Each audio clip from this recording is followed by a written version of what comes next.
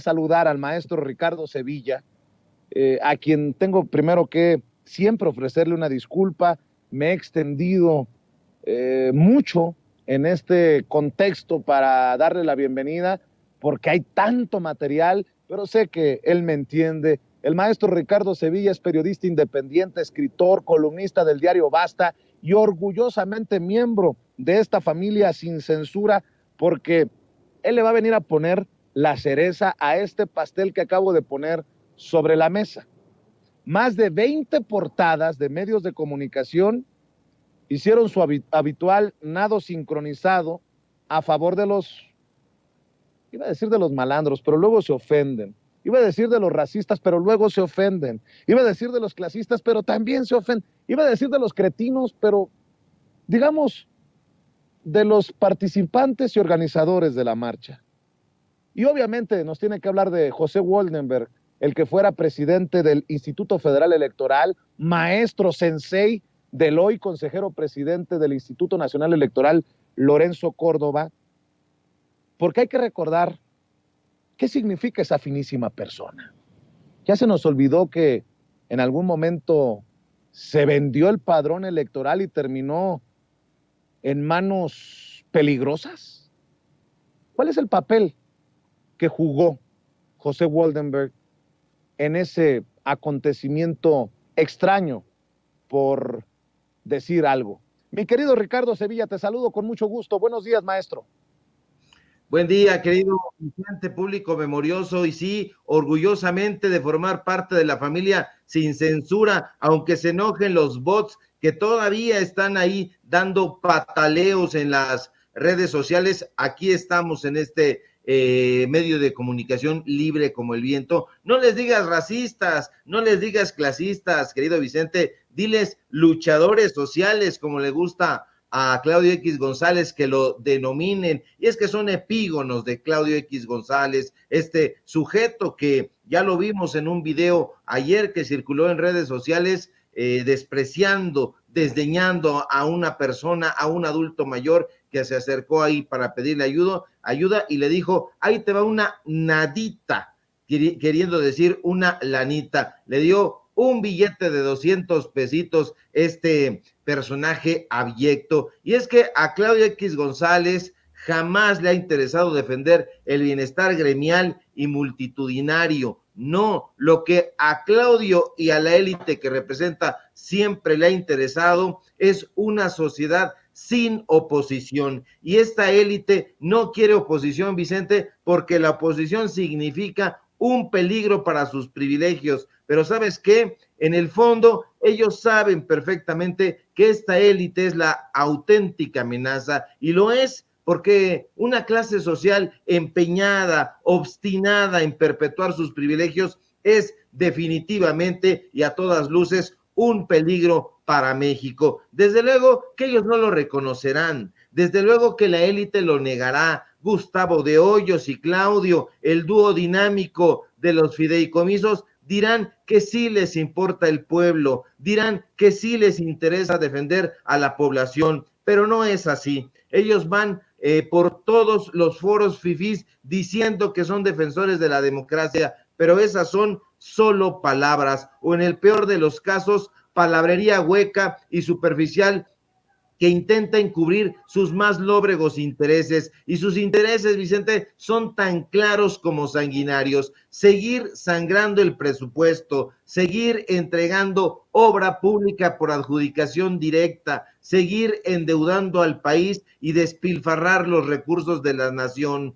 Por más que ayer en los medios de comunicación corporativos hayan sacado más de 20 portadas dedicadas a la marcha en defensa del INE que está usted viendo en este momento en su pantalla, el pueblo no se chupa el dedo. El pueblo sabe perfectamente quiénes son los dueños de estos medios de desinformación. El pueblo sabe que no hay interés en develar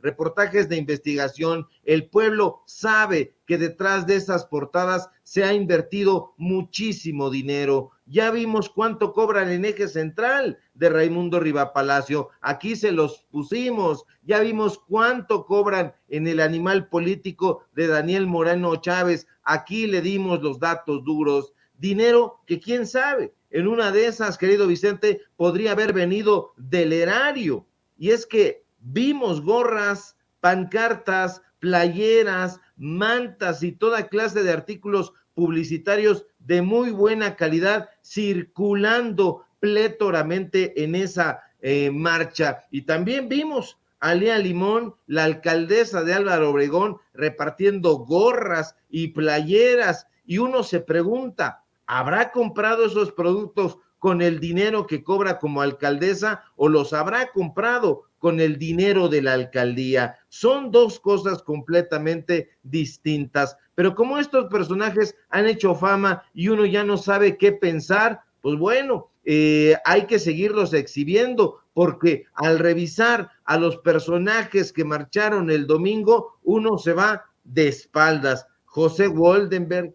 Roberto Madrazo, Miguel Ángel Osorio Chong, Javier Lozano, Elbester Gordillo, Silvano Aureoles, Fernando Belauzarán, Fernando García Ramírez. Caray, uno diría que se reunió ahí el Dream Team de la corrupción, la crema innata de los traidores a la patria, pero los columnistas de los medios de comunicación corporativos no hacen mención de la biografía de ninguno de estos tranzas, de estos trácalas, de estos racistas. Nadie habla de Pepe Woldenberg, este sujeto que actualmente es proveedor del Tribunal Electoral del Poder Judicial de la Federación, este personaje que fue puesto en ese cargo durante el priato, que lo soportaron ahí Carlos Salinas de Gortari, Ernesto Zedillo, este personaje que fue amigo de Fernando Gutiérrez Barrios, el primer presidente, consejero presidente del desaparecido IFE, transmutado ahora a Instituto Nacional Electoral. Quien no sepa, quien no recuerde la biografía de Fernando Gutiérrez Barrios, que le eche un ojito. Ahí están incluso los mismos televisos en Amazon Prime. Hicieron recientemente una especie de serie sobre Fernando Gutiérrez Barrios. Entonces, échenle un ojito y se van a dar cuenta quién era de los amigos de Pepe Woldenberg. Pepe Woldenberg, este personaje que se dejó, como bien mencionaste al principio, robar el padrón electoral y que contenía nada más ni nada menos que los datos personales de 58 millones de votantes mexicanos y mexicanas, y que de pronto fue a parar a una empresa estadounidense, a la empresa Choice Point. Ese es Pepe Woldenberg, ese personaje que el domingo dijo, no vamos a permitir que el padrón electoral se traslade a otras instituciones. Imagínate el descaro. No van a permitir que se traslade, claro, pero si hay $250,000 de por medio, puede ser que sí, que fue lo que costó esa transición de los datos de los votantes a Choice Point. Ese es Pepe Woldenberg. Pepe Woldenberg, que ahora está, después de haber criticado a Fernando Belauzarán en la huelga del 2000, ahora está gritando consignas con este porro, este personaje, Pepe Woldenberg, que ha dejado toda dignidad atrás y que ahora se retrata con Sandra Cuevas. Ese sujeto es el defensor, el ultradefensor de la democracia. Pero ¿sabes qué es lo peor, querido Vicente? Que estos personajes no quieren aceptar que son un atajo de rapaces. Tan ciegos los ha dejado su hambre de dinero que no se dan cuenta que el pueblo lleva tiempo reaccionando firme y vigorosamente a sus trastadas, a sus raterías, y López Obrador, aunque les duela, es la prueba más evidente de eso. A López Obrador, y él mismo lo ha reconocido, no lo puso un grupúsculo de personas ni una élite empresarial. A López Obrador lo colocó en esa posición el pueblo de México. La mayoría de los mexicanos y de las mexicanas se dieron cuenta de que el PRI, el PAN y sus aliados se fueron convirtiendo en un grupo político que transformaba las necesidades de la sociedad en aspiraciones individuales. Nunca han trabajado para el pueblo de México, sino para hacer florecer sus negocios y hacer prosperar su satisfacción personal. Jamás les ha importado el bienestar general, y eso hay que decirlo y hay que subrayarlo con todas sus letras, querido Vicente. Mi querido Ricardo, somos muy críticos de los medios corporativos, y te voy a preguntar tu opinión acerca de esto que está circulando profusamente en redes sociales. Denise Merker deja en cosa de un mes y cacho la conducción del noticiero estelar de Televisa.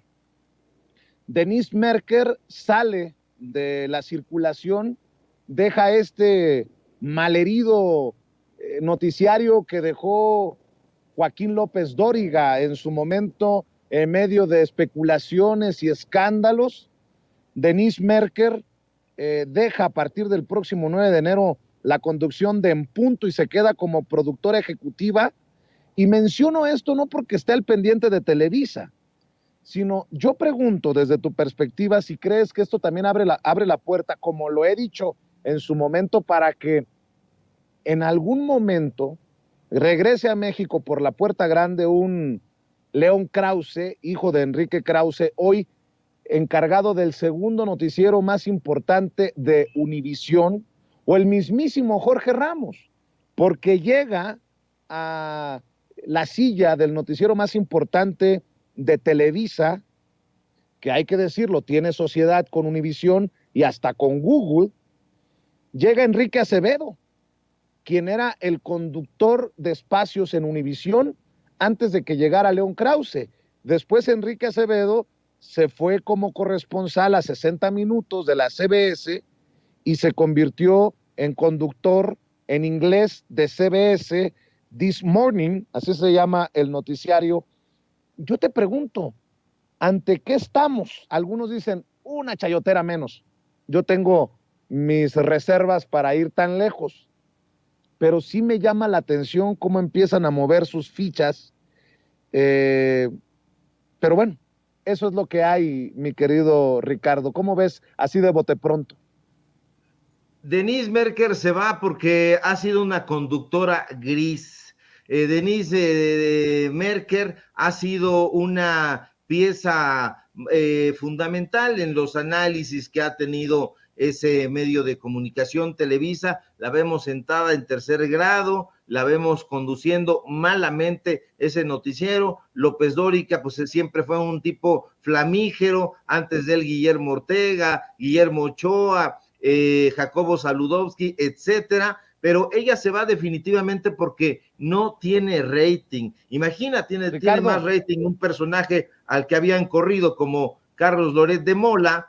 Entonces se va sencillamente por eso. Ahora, era la mirada de los intelectuales orgánicos la única que se tenía durante sexenios. Estos pseudointelectuales, estos pseudoperiodistas merecen el repudio generalizado, y me aventuro a decirlo y a proponer que lo merecen porque sucumbieron al dinero, sucumbieron al chayote, a vender su pluma y su conciencia al mejor postor. Hermano, maestro Ricardo, perdón que te interrumpa, pero ojo que podrían ser la misma burra pero revolcada o peor, porque me acaba de recordar, perdón por interrumpirte, maestro, pero esto es importante.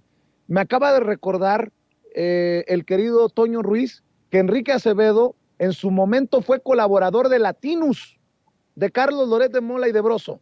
Ojo con eso.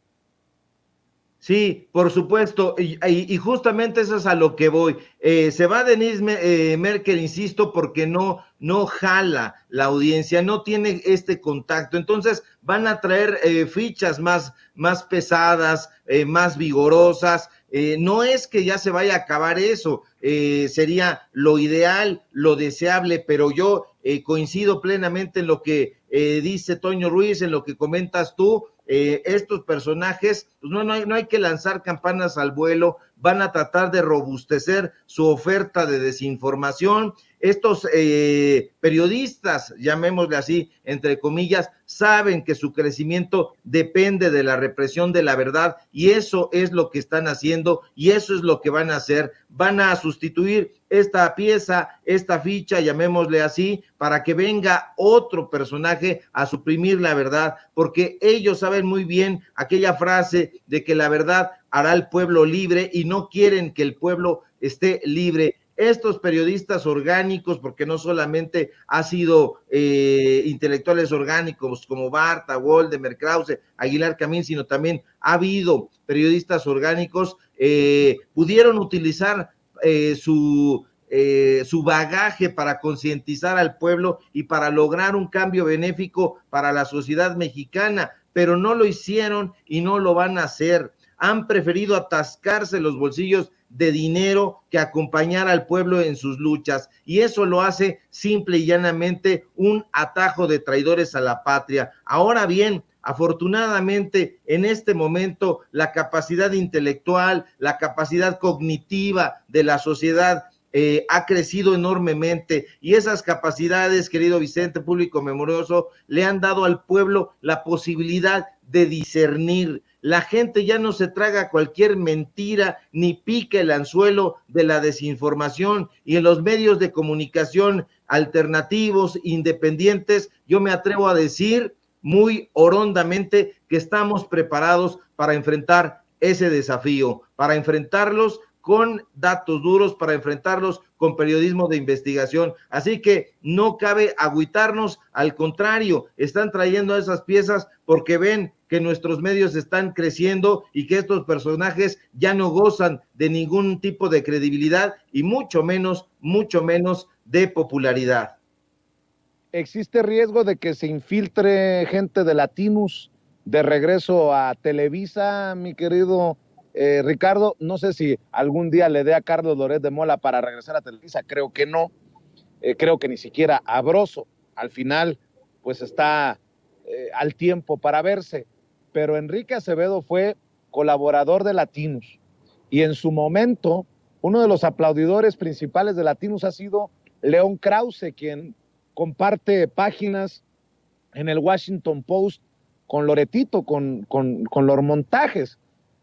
Y ante esas posibilidades estamos, por estas sociedades que están haciendo Televisa, Univisión, ahora en más, junto a Google, mi querido Ricardo. O sea, no es poca cosa. Yo sé que me van a decir, oye, Vicente, no le des vuelo a esto, no les des publicidad. No, es estar señalando qué personajes están al frente de estos espacios, que son los que gozan de todo el presupuesto, de las empresas que reciben la mayor cantidad de millones todavía del presupuesto de publicidad oficial del gobierno de la República. Así que creo que es de interés público hablar, ¿no?, de esto. Por supuesto, no es menor, como tú bien apuntas, querido Vicente. Hay que estar muy alertas y hay que prevenir al público, a las audiencias. ¿Cuál es la biografía de estos personajes? Pregunta si hay posibilidades de que regresen de manera encubierta, infiltrada, personajes de Carlos Loret de Mola a ese medio de comunicación de Latinos. Por supuesto que sí. Hay que recordar que este personaje que hace los reportajes especiales para Latinos formaba parte hasta hace unos meses de Televisa. No tiene mucho de haberse incorporado a Latinos. Entonces ahí tienen un comercio intelectual, un comercio periodístico, un comercio informativo todavía muy abierto. Es muy probable que no regrese Carlos Loret de Mola, como tú bien apuntas, pero hay posibilidades infinitas de que se hagan trabajos aliados, de que se siga trabajando, y sobre todo ya hacia el final del sexenio. Hay que recordar que ahora Televisa pues está muy callado, tal como está callada su corresponsal en las mañaneras, pero Televisa siempre va bailando y apostando a los que considera los mejores posicionados. Ahora está un poco callada porque está jugando a que está más o menos con el presidente López Obrador, pero no es así. Entonces, hacia el final del sexenio se van a robustecer las críticas y vamos a ver hacia qué lado tienden, pero es muy probable que vayan a tender siempre hacia los grandes corporativos, hacia los que digan los empresarios, porque a ese son siempre han bailado. Entonces yo coincido plenamente contigo, hay que estar muy atentos, no se trata de darle vuelo a esto, sino de alertar. Denise Merker se va, pero no se va porque ellos estén pensando en languidecer ese proyecto, sino al contrario, en robustecerlo, y este robustecimiento para ellos significa más desinformación, más fake news, más montajes y todo lo que estila el periodismo corporativo. Nada más por no dejar y para cerrar, mi querido Ricardo Sevilla, el periódico El País ha publicado hace unos minutos esto sobre el caso de Televisa. Hace declaraciones Enrique Acevedo, el que ocupará la silla grande que dejó en su momento López Dóriga, que en su momento dejó Saludowski y que está dejando Denise Merker. Dice Enrique Acevedo, el periodismo en México tiende a ser oficialista. Me gustaría escuchar más a las personas afectadas por las decisiones oficiales. Desde ahí, ojo, que se viene la cargada contra el gobierno. ¿Oficialista? ¿De qué me habla? Si en Televisa están los Leo Zuckerman, los Raimundo Rivapalacio. ¿De qué me habla Enrique Acevedo? Dicen en el periódico El País, Enrique Acevedo se encargará desde el 9 de enero del principal informativo de Televisa, una de las cadenas en español más grandes del mundo, a sus 44 años. Dice este periodista mexicoamericano que la oferta le llegó por sorpresa. Desde Miami, donde vive, cuenta que estaba concentrado desde hace años en hacer periodismo en inglés para CBS como el primer corresponsal latino del prestigioso 60 Minutos. El ofrecimiento que le hicieron no es de los que se pueda dejar pasar fácilmente. El de las 22:30 es el noticiero más visto de la televisión abierta en México, con emisiones que promedian los 8 millones de espectadores cada noche según la empresa. El espacio fue considerado por décadas como un altavoz del poder y una herramienta de control y golpe a la oposición, un papel que ha tratado de cambiarse desde hace años. Acevedo comenzó su trayectoria en el periódico Reforma, para después viajar a Nueva York a realizar un posgrado de periodismo en la Universidad de Columbia. Tras su estancia en la prestigiosa universidad, pasó 3 años en Televisa y de ahí saltó a Estados Unidos, primero a Telemundo y en 2011 a Univisión. Ahora, tras casi 12 años en Miami, deberá volver a México a tomar el relevo de Denise Merker, la primera mujer que estuvo a cargo del noticiario y quien quedará como productora ejecutiva tras 6 años en pantalla. Solo pregunto por lo que leí del periódico El País. ¿Le afectará haber vivido en Miami estos años, rodeado de los Marco Rubio, de las Elvira Salazar, de los Jorge Bailey, de los Jorge Ramos? ¿Le nublará su visión para regresar a México y buscar ser objetivo e imparcial? Diría el príncipe de la canción José José, pero, en fin. Mi querido Ricardo, vamos a cerrar invitando a la gente para que amor con amor se pague, para que te apoyen en tus trincheras. Cierro con cualquier comentario, con cualquier opinión, mi querido Ricardo Sevilla. Claro que sí, querido Vicente, no le va a nublar la visión a Acevedo porque regresa a casa, esa visión la tuvo desde siempre. Hay que recordar que el periódico de Junco de la Vega tiene una escuela de periodismo. Si tú egresas de una universidad pública o privada, no importa, recién egresadito, ellos te meten a su escuela de periodismo para que te formen editorialmente, opinativamente en la ruta de ese periódico, que es un periódico de corte corporativo y que sigue específicamente las reglas y la ruta de Alejandro Junco de la Vega. Entonces, si él se formó en esa escuela de periodismo, no tiene la visión empañada ahora en Miami, sino la empañó desde el comienzo. Si también estuvo en Televisa, bueno, regresa a casa, solo que ahora más robustecido en la beligerancia, más robustecido en este convivio que ha tenido con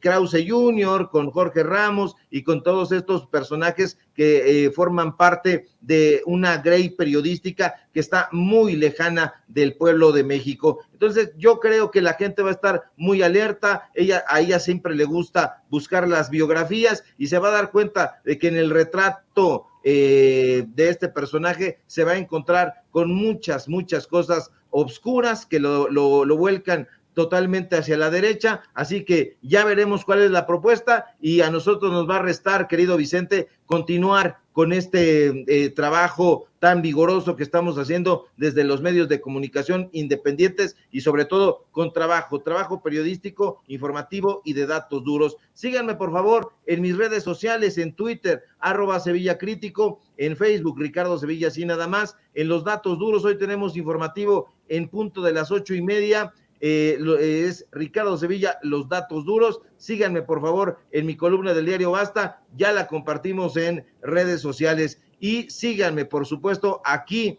en La Familia Sin Censura, donde estamos practicando un periodismo libre e independiente y libre como el viento. Si todo marcha bien, querido Vicente, ojalá que sí, nos encontramos el día de mañana para Investigación Especial. Recibe un fuerte abrazo y también producción y la audiencia. Gracias, mi querido Ricardo, el maestro Ricardo Sevilla, hablando con nosotros sin censura. Pues fíjese que Alejandra del Moral, y grábenme, don David, Alejandra del